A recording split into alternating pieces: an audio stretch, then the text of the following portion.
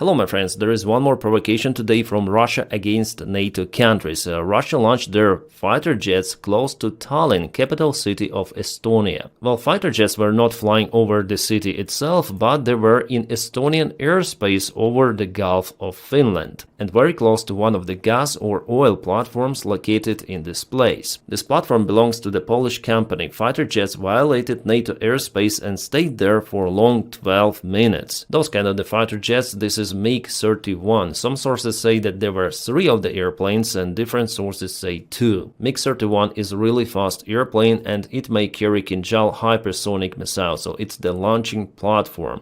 They regularly send those missiles to Ukraine. Yeah, multiple of the reports confirmed that Estonian airspace violated by Russian jets on Friday. Moreover, Estonia now calls for Article 4 to be implemented, which means consultations with other NATO allies. Similar stuff that happened in Poland 10 days ago. Well, Swedes report that they launched Gripen fighters to intercept Russian MiG-31 fighters over Baltic Sea. Well, intercepted means that they monitored their flight paths, that's it. So even the violation of NATO airspace doesn't count as an imminent threat. So no one even says that it could happen as with the Russian military jet that was shot down over Turkey. It happened in 2017, but you see that Russian jet violated Turkish airspace just a little. And it was enough for Turkey to react. But now many of the MiG-31s flying for 12 minutes, come on, no reaction. By the way, it looks like, at least on this map, that jet was hit over Syria, not over Turkey. Nevertheless, Turkey did it, and the outcome? What's the outcome? There was no any war between NATO and Russia, even though Turkey is a part of NATO. And Russia and Turkey are pretty much okay with each other, I would say. Yeah, they trade, everything is normal. Yeah, Turkey partially supports Ukraine, but just partially, not as Europe. So would it be a war if those jets were shot down? I don't think so, because for Putin it doesn't really matter. He might create this casus belli from any sort of the thing, like provocation, like he did in Ukraine. History showed us there were some of the provocations from the Russian side. Then they burned down some of the UAZik car and the abandoned building in the forest, saying that it's the FSB office, and they started this war against Ukraine. There was no actually casus belli for that thing. So it doesn't matter here if Putin decides he will attack. Moreover, the weak reaction from NATO will encourage Russia to act aggressively. Well, Russia has already started to behave like that. At first there were single drones violating NATO airspace, as Russia says, by accident, and there was no reaction by NATO. Then here you go, 20 drones to Poland. NATO again says that it's the provocation and not an attack. Plus Donald Trump say that it could be just a mistake. So if it is like that, Russians say, here you go with fighter jets. And with each escalation, Russia is coming closer and closer to the full-scale military conflict. For me, it's already vivid. Putin wants to attack those countries in perspective. Yeah, it's just a matter of time for now. And the situation in Ukraine also matters a lot, because Ukraine here deflects lots of the Russian army resources. But still, if Russia really needs to attack Baltics, they may announce a new mobilization, and here you go, they may have 1 million soldiers in a matter of few months. So if Russia starts this mobilization saying that they need reinforcements to send to Ukraine, be alerted about it, because they might have wider plans. So I expect more escalation in that region, especially the NATO and United States are weak. By the way, today Russia launched the attack on Ukraine. You may see we have trajectories of the drones flying towards Cherkasy and maybe Kiev. They entered Ukrainian airspace roughly 1 hour ago. And who knows, maybe they might even proceed further to Poland, Romania, as it was already before many of the times.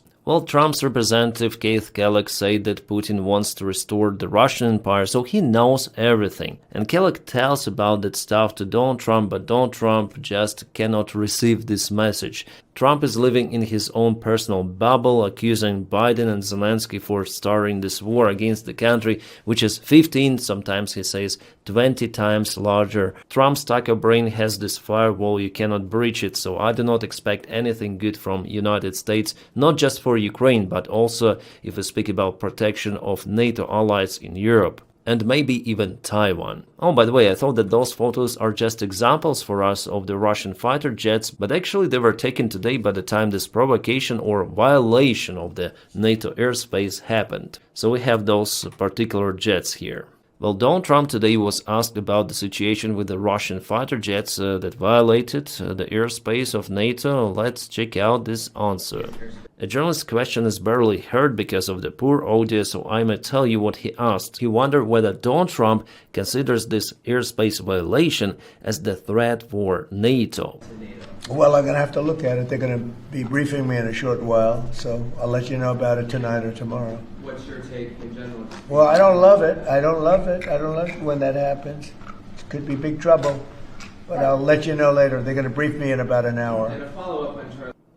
Is there any reaction of condemning the situation that happened? Except I don't love it. There is absolutely zero reaction. I'm gonna be briefed maybe tomorrow, 2 days, 2 weeks, who knows, 2 years maybe. And what the hell is there? Trump Gold Card is here, trumpcard.gov. What? Is it the immigration golden card he promised to give even for Russian millionaires? Well, could be like that, and this guy, he likes himself so much, he's a narcissist psychopath, and you guys in United States, you elected it to be your president. Donald Trump about making money on Ukrainian war. I don't want to make money on that war. I don't want to, but we are actually making money on that war because they're buying our equipment, as you know. But so give it for free if you don't want to make money. I mean, for Ukraine, not to European partners. Just direct military support of Ukraine, and believe me, there will be less provocations from the Russian side against NATO allies. But this idiot is pretty much stupid to understand the reality. By the way, United States is selling its weapons to European partners, but for the higher price, 10% more.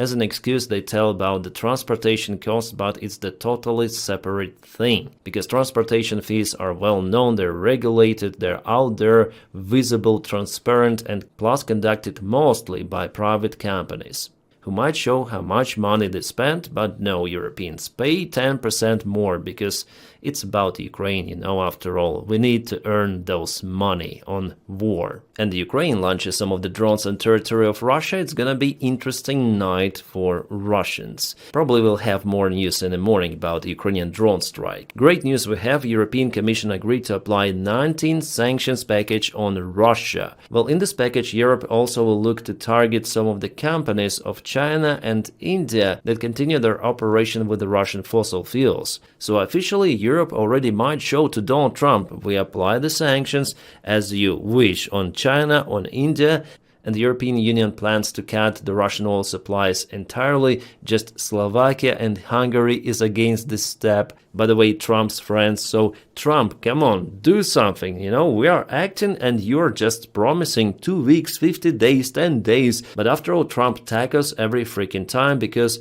his demands to European Union countries to apply tariffs on China, India, to stop purchasing Russian fossil fuels, those demands are for nothing. It is just an excuse for Donald Trump to not implement his own sanctions and not to support Ukraine directly. And I do not expect Donald Trump to change. Alright, a Kremlin spokesman Peskov mentioned today that Putin and Trump are working together in achieve long-term peace in Ukraine, but the European Union is against it. They are doing everything for this war to continue, so there are some sort of the warmongers, or how to call those, in the Russian eyes, obviously. So here we see the statements from Russia again and again that Trump is our friend, we're gonna work with Trump, but basically they're using Donny for their own needs to achieve result in Ukraine. Trump is the diplomatic weapon of Russia. Well, guys, later I'm gonna film the front lines review because I'm still waiting for the military map update and more information coming from the front lines. My separate thanks for Patreon supporters and also for members of my YouTube channel. Guys, thank you so much for motivating me to continue my job. You're awesome. And I wish you all a peaceful sky wherever you are and have a great time.